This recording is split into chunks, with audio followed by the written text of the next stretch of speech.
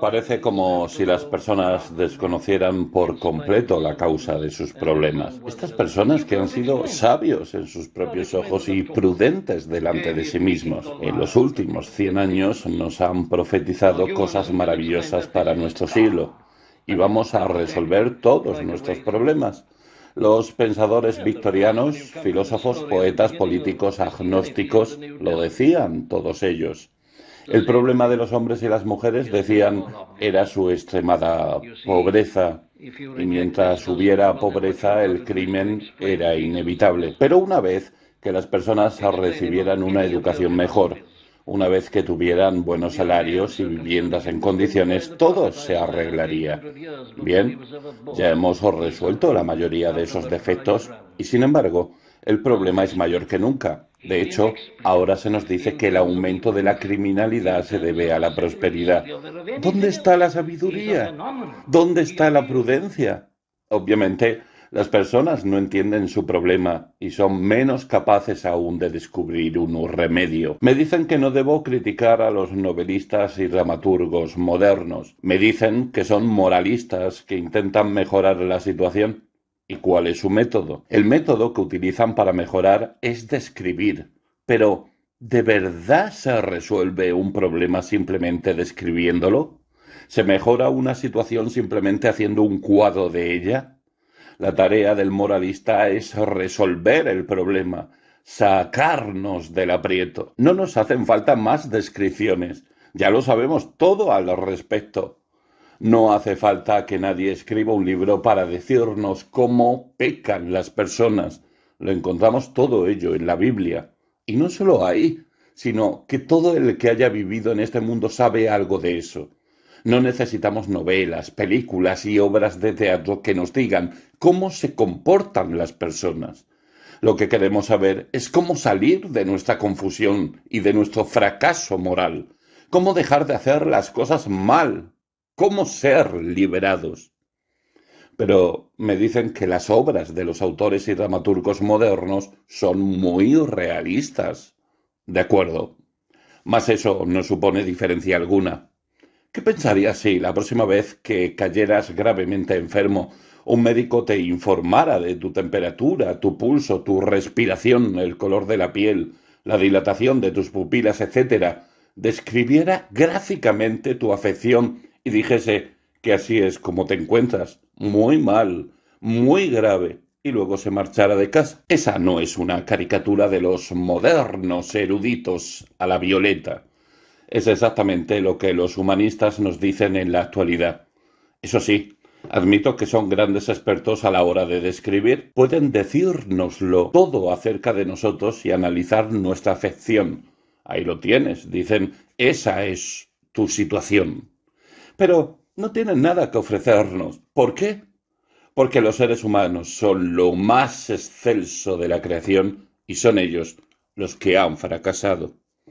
Veamos otra razón para que la Biblia lance su ay contra el humanista. Esta es mucho más grave. No solamente lo hace porque el humanismo es una mentira, sino a causa de lo que ocasiona, de aquello a lo que conduce. Ese es el aspecto verdaderamente grave de la cuestión.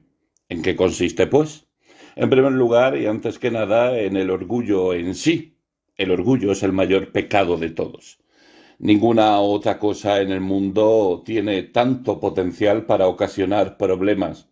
Asimismo, es el pecado más repugnante. ¿Cuánta destrucción ha ocasionado en la larga historia de la raza humana? Y lo que estamos examinando no es más que el orgullo del intelecto. Se evidencia en el desprecio hacia todos los que nos precedieron, y los científicos humanistas modernos son muy amigos de hacerlo. Nadie sabía nada hasta que aparecieron ellos. Desprecian a sus antepasados. Podemos verlo en todos los campos. Desechan todos los libros anteriores, todo el conocimiento que les ha precedido. Todo ello está pasado. Nada tiene valor alguno. Ciertamente hay personas necias en los púlpitos cristianos que vienen a decir que no ha habido nadie que entendiera realmente la Biblia hasta esta generación con sus conocimientos modernos. Desechan 19 siglos de exposición y erudición cristianas. Eso ya basta de por sí para desestimarlos por su colosal orgullo y su arrogancia. Es horrible y Dios lo aborrece. Ve al hombre levantarse y henchirse de orgullo y lanza su ay contra él. Y luego eso, a su vez, conduce a estar satisfecho con uno mismo y a la suficiencia. Nuestro Señor hizo un retrato perfecto de ello en su parábola del fariseo y el publicano, que fueron al templo a orar. Observemos al fariseo caminando hasta el frente. Vemos a un hombre complacido consigo mismo, a un hombre que tiene una mente y un cerebro y le da gracias a Dios por ser lo que es. No necesita ayuda alguna, no pide nada, lo tiene todo, puede hacerlo todo por sí mismo. Esa es la clase de hombre a quien Cristo censura más amargamente. ¡Ay de vosotros, escribas y fariseos hipócritas! Lucas 11:44. No hay nada más terrible a los ojos de Dios que la autosuficiencia. Pero lo que convierte a esta autosuficiencia en algo tan terrible es que siempre conduce a una rebelión contra Dios. Ya mencioné anteriormente que esa fue la causa del pecado original. El diablo llegó y dijo: Dios intenta manteneros sometidos. Adán y Eva le creyeron y empezaron a aborrecer a Dios. Creían que tan solo con que lograran alcanzar ese conocimiento todo les iría bien y podrían vivir una vida independiente. Se auparon a un pedestal en su propia estima y los seres humanos no se han bajado de él desde entonces. La rebelión contra Dios es la esencia misma del humanismo. El humanista dice: no creo en Dios y te diré por qué. No lo necesito. Puedo arreglármelas perfectamente bien sin él. Dios no existe. En el Salmo 14 vemos lo que Dios dice acerca de eso. Dice: el necio en su corazón, no hay Dios. Versículo 1. Hay muchas personas hoy en día que creen que nadie lo había dicho hasta el siglo XX. Pero David lo dijo en el Salmo 14 unos 3000 años antes. Era cierto en aquel entonces, 1000 años antes del nacimiento de Cristo. Las personas decían: no hay Dios. Y David replicaba: sí, lo dicen porque son necios. Por tanto, los humanistas no creen en Dios porque, según ellos, no nos hace falta. ¿Para qué van a necesitar a Dios personas sabias y prudentes en sus propios ojos? Si lo entienden todo y pueden arreglárselas ellos solos y controlar el mundo, entonces no necesitan a Dios. Esa ha sido la forma creciente, la postura de la raza humana en los últimos 100 años, con el progreso en el conocimiento y los avances científicos. ¿Somos tan avanzados? Por supuesto, dicen, puede que hubiera una época en que las personas necesitaran a Dios, pero no es así en la actualidad. Ahora todo el mundo tiene lo que necesita: dinero, mejores salarios, podemos obtener todo lo que queramos, podemos leer, tenemos televisores y somos mujeres y hombres cultos, de modo que no necesitamos a Dios. Eso es rebelarse contra Dios. Los designios de la carne son enemistad contra Dios porque no se sujetan a la ley de Dios ni tampoco pueden. Romanos 8:7. Esa es siempre una consecuencia directa de la rebelión contra Dios. Cuando las personas se consideran sabias y se rebelan contra Dios, comienzan a errar moralmente. Esta es una cuestión muy sutil. En su necedad, los hombres y las mujeres no comprenden que su verdadera objeción a Dios es que tienen que obedecerle, que Dios es un Dios de justicia, rectitud y santidad. Y la Biblia nos dice que Dios hizo al hombre y a la mujer a su propia imagen y quiso que vivieran de la misma forma que él mismo. Pero las personas no quieren vivir así, no quieren vivir vidas rectas, puras, disciplinadas y santas. Quieren dar rienda suelta a sus pasiones y lujurias. El deseo, ese es el problema. La fruta prohibida. Por supuesto. ¡Ay! Esto es amor. Lo ilícito. Por supuesto, la gente necia no entiende nada de esto. Dicen: antes pensaba que estaba enamorado, pero esto es lo auténtico. Lo he conseguido. Pensaba que ya lo había conseguido, pero estaba equivocado. Esto sí que es verdadero amor. Dejémosle hacer lo que les plazca, que cometan adulterio y escupan en lo sagrado. No nos vengas con la ley, dicen, no metas la moralidad de por medio. Eso es legalismo. Amor. La verdad es, claro está, que no se trata más que de lujuria, pero a fin de acomodarse a su propia lujuria y cauterizar sus conciencias, intentan confeccionar una filosofía. Y en esa filosofía no hay nada más elevado que los seres humanos. No hay Dios, por lo que no tienen nada que temer. Todo va bien y pueden seguir complaciéndose. Nunca ha habido ninguna manifestación de humanismo carente de relajamiento moral. Sé que los humanistas afirman ser morales y en sus propias vidas personales. Muchos de ellos lo son, pero la enseñanza de la Biblia es que en todos los periodos de auge humanístico la moralidad ha entrado invariablemente en declive. Profesando ser sabios se hicieron necios, dice Pablo en Romanos 1:22, como ya hemos visto, y luego llega el relajamiento moral, por lo cual también Dios los entregó a la inmundicia en las concupiscencias de sus corazones, de modo que deshonraron entre sí sus propios cuerpos, ya que cambiaron la verdad de Dios por la mentira, honrando y dando culto a las criaturas antes que al Creador, el cual es bendito por los siglos. Amén. Por esto, Dios los entregó a pasiones vergonzosas, pues aún sus mujeres cambiaron el uso por el que es contra naturaleza. Romanos 1:24-26. La perversión moral de algunos de los grandes filósofos griegos es un hecho histórico. Eran grandes idealistas que escribían sus proyectos para una utopía y, sin embargo, eran culpables de los vicios más viles. Eso siempre produce consecuencias morales y por eso Dios pronuncia su ay contra ello. Cuando las personas se constituyen en la máxima autoridad acaban siempre descendiendo al abismo. ¿Por qué? Porque no pueden liberarse, no tienen esa capacidad. Esto nos lleva a la última cuestión, que Dios pronuncia un ay contra este orgullo del intelecto, esta confianza en el entendimiento humano, porque es el principal motivo de que los hombres y las mujeres rechacen el camino de la salvación de Dios. Esto es lo más calamitoso de todo. Ahí los tenemos en su terrible situación. Intentan liberarse, perfeccionan sus sistemas educativos, multiplican sus medios culturales. Nunca han estado tan ocupados en su intento de arreglarse a sí mismo como en los últimos 100 años. Han agotado casi todas las vías y los enfoques imaginables, pero a pesar de todo eso ya vemos lo que está sucediendo. Y sin embargo, en esta misma situación, cuando se ofrece el Evangelio de Cristo a los hombres y las mujeres, ese Evangelio, que es lo único que puede liberarlos y salvarlos, lo rechazan. ¿A qué se debe? ¿A que se consideran suficientes? ¿A que piensan que son sabios y prudentes? ¿A que siguen pensando que pueden salvarse a sí mismos? ¿Por qué no leen algo de historia? ¿Por qué no leen sus propios libros? La historia demuestra que los hombres y las mujeres no pueden liberarse a sí mismos, por mucho que lo intenten, a pesar de todos sus esfuerzos y de todo su empeño. Todas las grandes civilizaciones han caído y la civilización actual se está viniendo abajo.